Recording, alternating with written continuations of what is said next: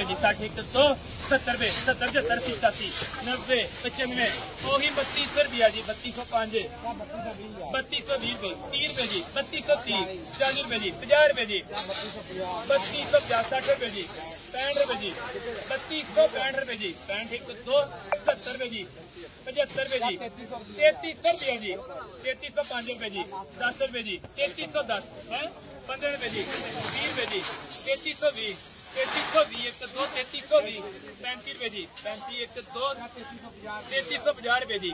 और माशाल्लाह माशाल्लाह आज शाम के वक़्त गला मंडी उकाड़े के अंदर नए मक्के लाए बोले पर 3350 रुपए में सेल हुए। और मक्की मार्केट में आज भी मज़ीद तेजी का रुझान देखा जा रहा है गंदा मार्केट में, और नए मुंजी के रेट में भी आज भी इजाफा देखा गया। मक्की मार्केट के साथ गंदम के रेट में और नए मुंजी के रेट में भी बड़ा इजाफा देखा जा रहा है। और गला मंडी रेमिया खान के अंदर चक्के क्वालिटी गंदम 2700 रुपए तक सेल हो रही है, और लाहौर के अंदर और ओपन मार्केट के अंदर 2850 रुपए तक सेल हो रही है। और नए मुझे 15 सिफर 9 16 92 आज गला मंडी खान का डोगरा के अंदर साफ सुथरा माल 4500 रुपए से लेगा 4800 रुपए।